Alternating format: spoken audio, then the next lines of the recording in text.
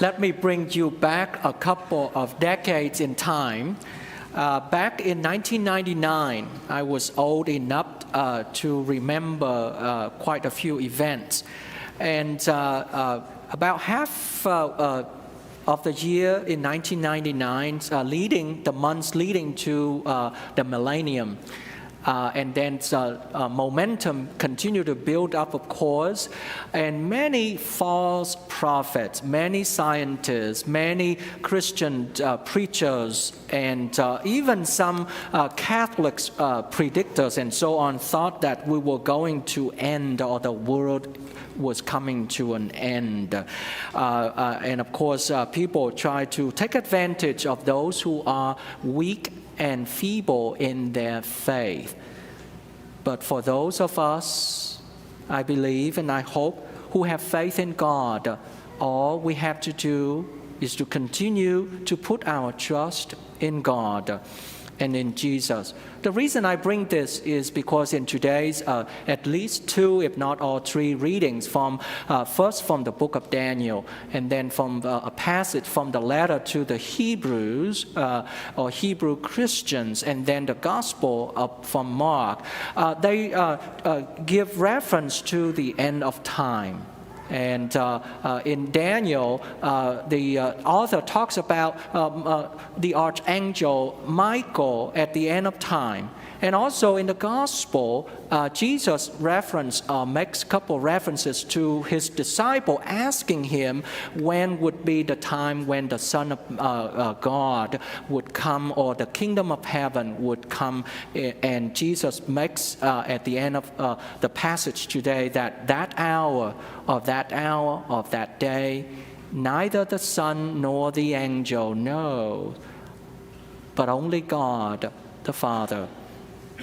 That being said, today we celebrate, as we all know already, the 33rd Sunday in Ordinary Time. And in our liturgical calendar, we are at the second last weekend of the year. Next weekend, the church summarizes our whole liturgical year with the solemnity of Jesus Christ, King of the universe, and then follow after next weekend, as we all are anticipating, we begin our new Advent season, which is our new liturgical year. We saying goodbye on Mark, cycle B for a little while, and we'll see Mark's gospel in 3 years from now, and we'll begin in the cycle C with the gospel of Luke.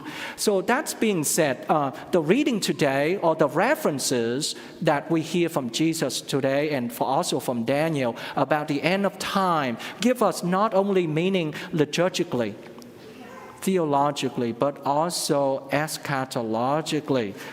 These are a little bit big words, but in terms of liturgy, as I just explained, and then theologically, the question we should ask ourselves is where we are at this moment of the year, where we are at this time in our life journey in relation to God and our faith journey. So being at the very second last Sunday in ordinary times like this, the church or the readings also try to ask us to put ourselves in the perspective of our faith journey. And eschatologically speaking, which is the end of time, we are still in the middle, or in our, let's say, halfway toward our life journey. The end of time is for God to determine. For us, is to follow the footsteps of those holy men and women who have gone before us, beginning, say, with Jesus. So, this passage today from the Gospel of Mark is taken from chapter 13. This is the shortest gospel among the four gospels. It only has 16 chapters, and this chapter is divided, or can be divided, into 4 sections. The first section is in chapter 13, verses 1 to 8, in which Jesus talks about the prediction of the destruction of the temple that eventually, if we go back to the time of Jesus, several decades later after his suffering, death, and resurrection, the Roman came and destroyed the temple. And the second part of this chapter 13 in the Gospel of Mark is Jesus predicts about the persecution of Christians, those who follow him. And it goes from verses 9 to 13. Just a side note, we think that we are Christians are not persecuted, but we continue to be persecuted in many different ways. Just think of those our brothers and sisters in Christ in China, some part in Vietnam, in North Korea, in Cuba, and in many other places in which Christians are outlawed, persecuted. Here in the U.S. and in developed country, and for example in Europe, Western Europe, and in Australia also where I used to live, we think that we are not persecuted, but in fact we are persecuted in many ways. One example, and this is a true story. Several years ago, just right after COVID, I was asked to translate for this family with 2 young children about to enter first grade in our Jefferson County Public School. And the teacher asked, just out of thin air, asked which religion or do they belong to any religious tradition. And they said they are Catholics. And the kids just say that we love Christmas. And the teacher in reply said that we cannot even mention the word Christmas in our school anymore. Just think about where we are coming to and where we are coming from. Isn't that a mild form of persecution against religious liberty? And the teacher, no offense to that person, it's just that she said that because of the public school policy, they cannot even mention the word Christmas because it would be offensive to those who are not Christian.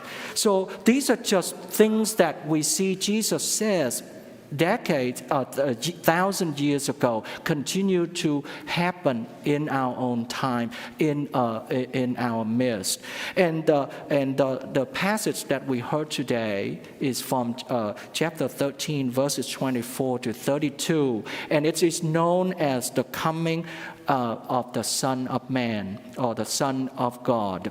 And here Jesus makes at least 2 references to the end of time. And he said here, that day they will see the Son of God coming in the clouds with great power and glory. And then, of course, his disciples was hoping he would be more specific. And then Jesus makes another reference. Learn a lesson from the fig tree. And because Jesus makes the reference to the fig tree, I'd like to expand my reflection and my homily here. Back in the first part of the 20th century, there was one of the very well-known and famous New Testament scholar, German by birth, was Rudolf Bultmann. I'm one of those who appreciated his writing and his commentary and his thinking. And Bultmann wrote a commentary on the Gospel of Mark, this very Gospel, and he hypothesized that the Gospel of Mark, the last 5-6 chapters, beginning with chapter 11, they were written specifically most likely after the destruction of the Second Temple in the 60s by the Romans. And by that time, if the author was a Roman Christian or a Christian in Rome, this author was writing this gospel, especially the last several chapters, for Christian toward the end of the first century, decades after Jesus' death and resurrection, and most likely after all of the death and martyrdom of Paul, for example, Peter, James, and John, and all of Jesus' immediate disciples. So the question now for Christians who did not know Jesus, who did not meet Jesus in person, who did not know Paul, or who did not know Peter, James, and John, and the rest of Jesus' Jesus' disciples, how did they keep their faith in God and in Jesus who was raised from the dead? So one of the questions raised among them, and this evangelist Mark was writing to address that very question, was we hear, or the reference that we heard today. That day, the end of time, will be for God to determine. They were asked, they were urged to follow Jesus, to follow the footsteps of Jesus himself and those holy men and women who were gone before their own time. And going back to Jesus' reference to the fig tree, that was back in chapter 11, and in that, because I think it's important to make this reference and to explain it a little bit, and in that Jesus, as he entered Jerusalem, in chapter 11. And just last week, the 32nd, we heard another passage in chapter 12, in that Jesus made a reference to a widow who put the money into the temple treasury. And that was in chapter 12. Here in chapter 11, on the following day, when they came from Bethany to, of course, Jerusalem, the temple, Jesus was hungry. Seeing in the distance a fig tree in leaf, he went to see whether perhaps they would find anything on it. When Jesus came to it, he found nothing but leaves, for it was not the season for figs. He said to it, "May no one ever eat fruit from you again." And of course, that was a curse, if we may say. In the next morning, as they passed by, they saw the fig tree wither away to its roots. Then Peter, one of his disciples, remembered and said to Jesus, "Rabbi, look, the fig tree that you cursed has withered."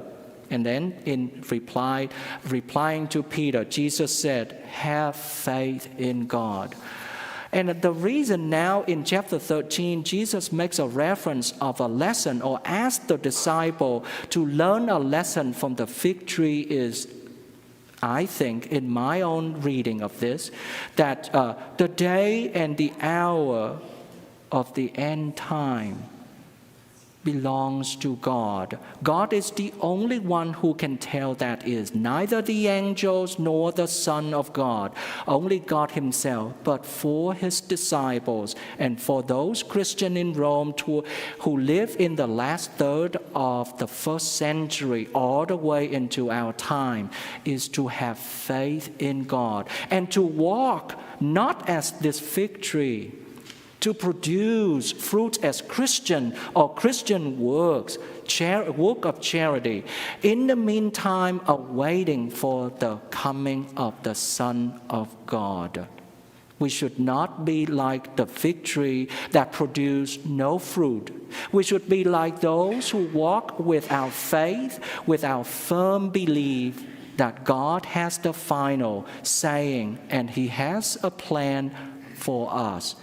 Jesus asked his disciples to have faith in God, not only to his disciples in his time, but also for Christians in the last third of the first century, second century, and all of us to this very day. As we move to the end of our liturgical calendar, this is a good time for all of us to bring together, to re-examine ourselves, what we have done this past year, liturgical year, and prepare ourselves for the coming Advent.